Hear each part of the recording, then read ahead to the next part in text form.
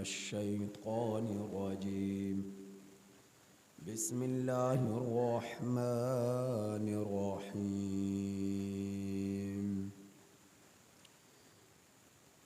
وذر الذين اتخذوا دينهم لعبا ولهوا وغرتهم الحياة الدنيا وذكر به أن تبسل نفس بما كسبت ليس لها من دون الله ولي ولا شفيع وإن تعدل كل عدل لا يؤخذ منها أولئك الذين أبسلوا بما كسبوا لهم شراب من حميم وعذاب أليم بما كانوا يكفرون.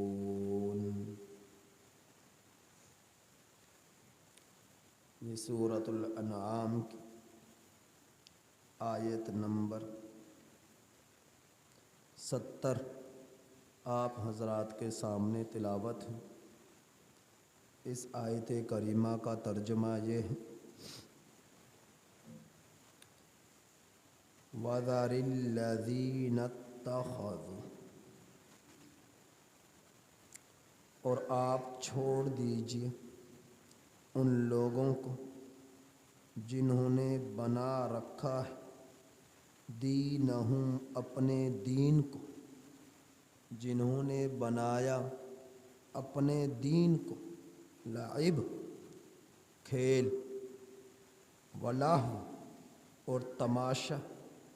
وغرتہم الحیات الدنیا اور ان کو دھوکے میں ڈالا دنیا کی زندگی نے، وذکر بہ ان تبسل، اور آپ قرآن کے ذریعے نصیحت کیجیے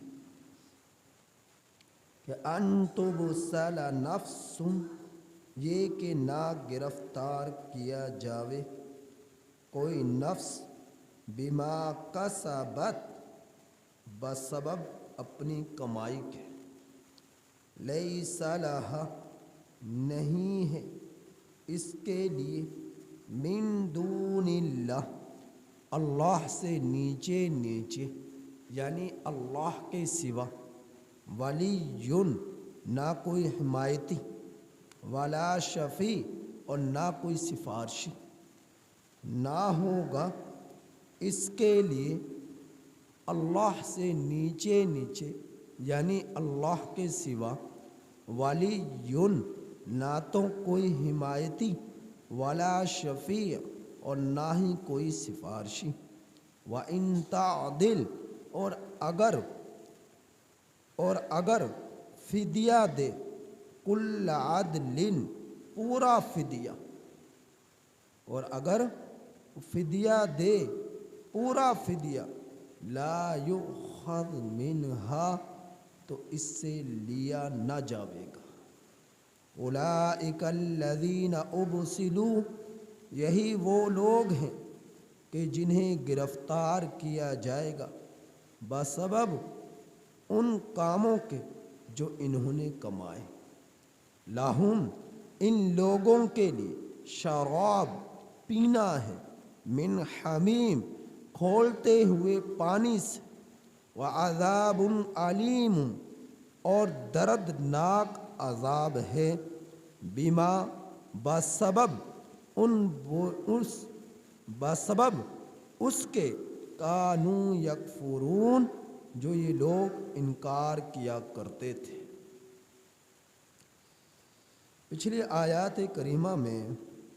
آپ حضرات نے سنا کہ اللہ سبحانہ و تعالی نے فرمایا کہ اے مخاطب، جس وقت تو دیکھے ان لوگوں کو جو عیب جوئی کرتے ہیں ہماری آیات میں، تو آپ ان سے اعراض کیجئے گا یہاں تک کہ وہ کسی اور بات میں مشغول ہو جائے، اور اگر آپ کو شیطان بھلا دے اگر شیطان بھلا دے تو آپ کو یاد آ جانے کے بعد آپ نہ بیٹھیے ظالم لوگوں کے ساتھ، اور نہیں ہیں ان لوگوں پر جو ڈرتے ہیں ان کے حساب میں سے کچھ بھی، لیکن نصیحت ہے تاکہ یہ لوگ بچتے رہیں۔ ان آیات کریمہ کی تفسیر پہلے ہو چکی، جس میں اللہ سبحانہ و تعالی نے نبی کریم صلی اللہ علیہ وسلم کو مخاطب فرما کر در حقیقت قیامت تک آنے والے آخری انسان تک کو مخاطب فرمایا ہے، اور مخاطب کے بارے میں فرمایا تھا مخاطب ہر اس شخص کو لیے مخاطب کا لفظ استعمال ہوتا ہے، اور مخاطب کہا جاتا ہے جو بات کو سننے والا ہوتا ہے، تو اللہ سنا رہا ہے کہ جب تو دیکھے ان لوگوں کو جو اللہ کے دین کا مذاق اڑاتے ہیں، نبی کی سنتوں کا مذاق اڑاتے ہیں، جو نماز کا مذاق اڑاتے ہیں، جو ہے نبی کی زندگی کا مذاق اڑاتے ہیں، جو مسواک کا مذاق اڑاتے ہیں، کپڑوں کا ٹخنوں سے اوپر رکھنے کو مردوں کے لیے اس کا مذاق اڑاتے ہیں، نیچے بیٹھ کر کھانا کھانے کو شادی بیاہ کی رسومات میں جو مذاق بناتے ہیں، استہزاء کرتے ہیں، نبی کی یعنی سنتوں پر عمل کرنے والے شخص کا مذاق اڑاتے ہیں یا نبی کی سنتوں کا مذاق اڑاتے ہیں، جب ایسے لوگوں کو دیکھو تو ان کے پاس نہ بیٹھو،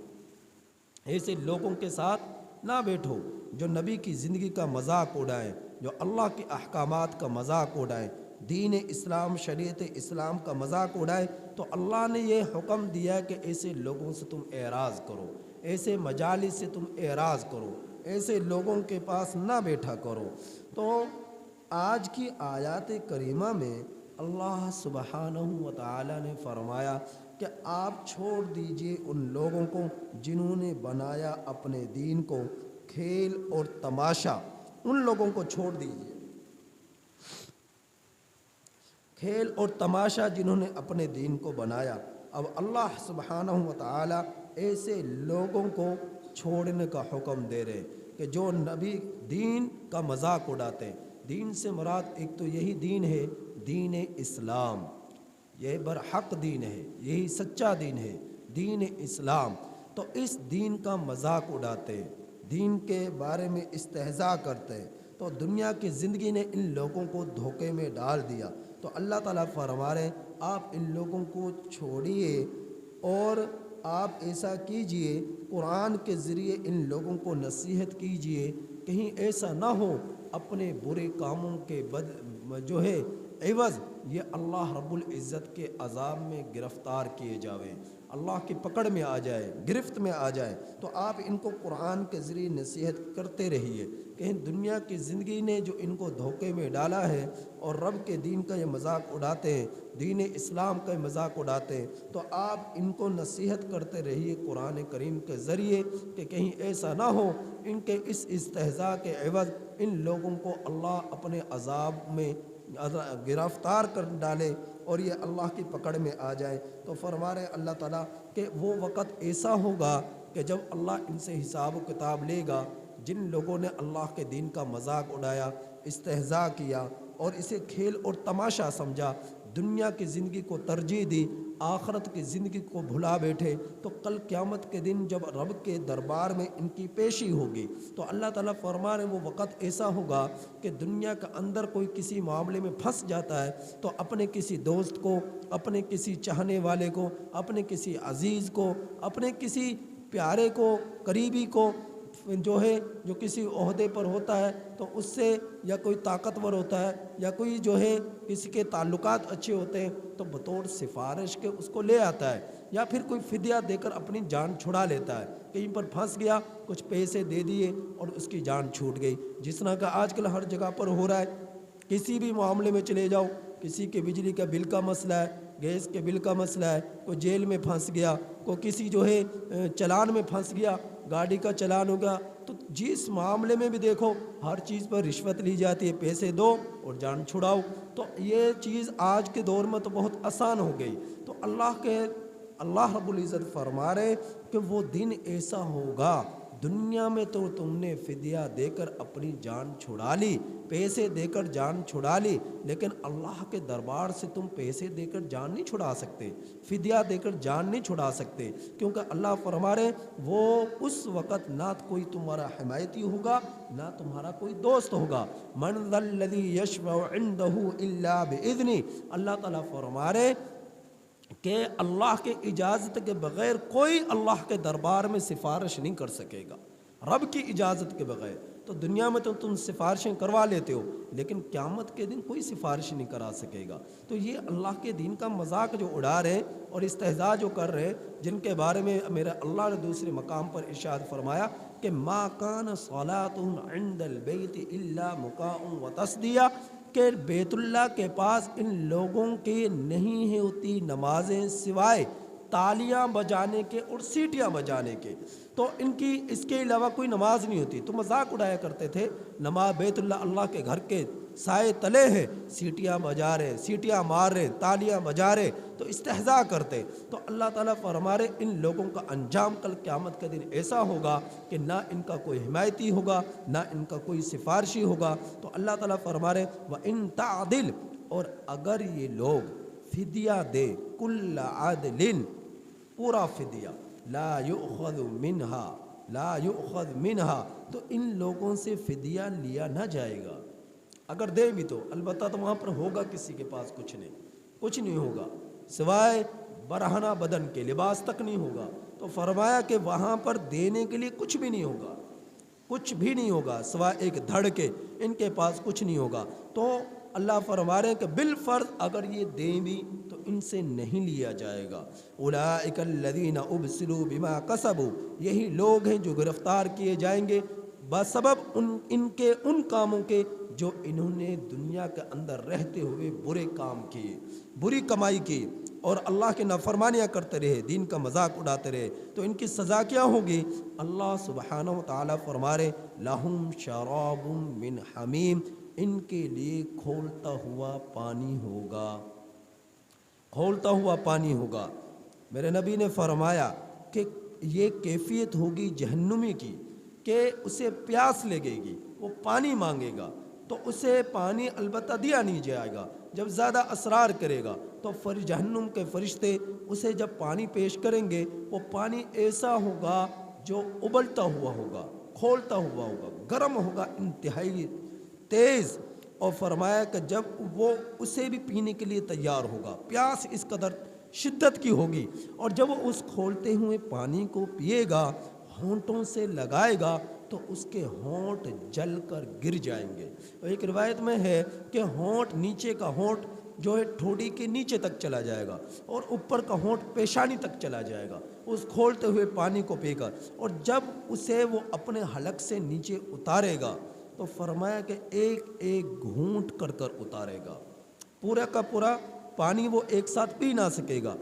تھوڑا تھوڑا جو ہے قطرے کی صورت میں وہ پانی کو اپنے حلق سے نیچے اتارے گا، اتنا گرم ہوگا۔ پھر میرے نبی نے فرمایا جب وہ اسے نیچے اتارے گا تو وہ پانی اس کی انتڑیوں کو کاٹ ڈالے گا، اور انتڑیاں کٹ کٹ کر پاخانے کے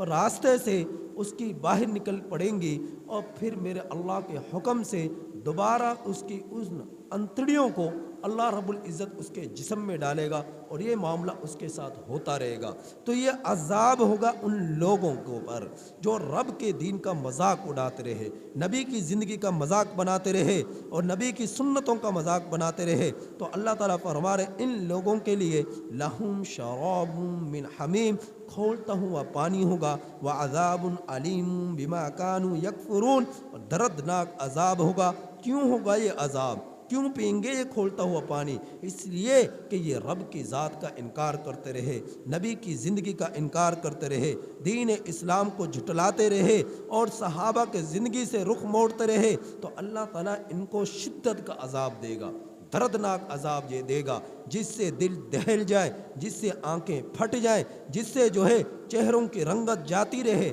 اللہ رب العزت ایسے ان لوگوں کو عذاب دے گا جو دنیا کے اندر اللہ کے دین سے، دنیا کے اندر رہتے ہوئے دین سے دوری اختیار کرتے رہے اور دین اسلام کا انکار کرتے رہے، ان قرآن اور سنت سے دور بھاگتے رہے، تو اللہ رب العزت ایسے لوگوں کو دردناک عذاب دے گا۔ ایک روایت میں یہ بھی ہے، دوسری تفسیر مفسرین نے یہ بھی بیان فرمائی ہے کہ دین سے مراد کہ جس کا یہ مذاق اڑاتے رہے، ان کا وہ دین ہے جو ان کا پہلے سے چلا آیا تھا، وہ دین مراد ہے، یعنی دین اسلام سے پہلے مشرکین مکہ جس دین کو اپنائے ہوئے تھے وہ دین ہے جسے دین ابراہیم کہا جاتا ہے، یا تورات انجیل کے مطابق جو دین موسوی یا دین عیسوی کے مطابق زندگی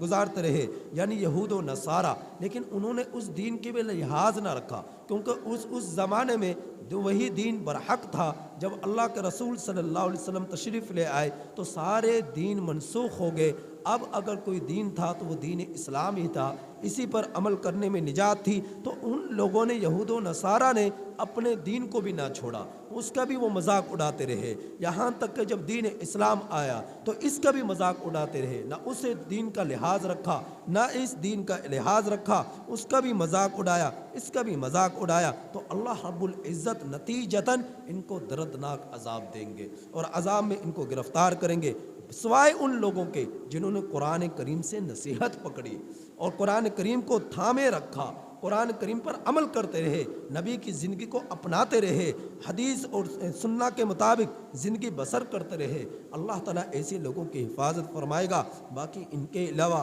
اللہ کی طرف سے دردناک عذاب ہوگا جو ان سے جس سے انہیں کبھی نجات نہ ملے گی، جو کفر اور شرک پر زندگی گزار کر دنیا سے چلے گئے تو اللہ رب العزت انہیں دردناک عذاب سے ان کا سامنا کرائے گا۔ اللہ تعالیٰ سے دعا ہے کہ اللہ تعالیٰ ہم لوگوں کی ایسے برے عذاب سے حفاظت فرمائے، ہم سب لوگوں کا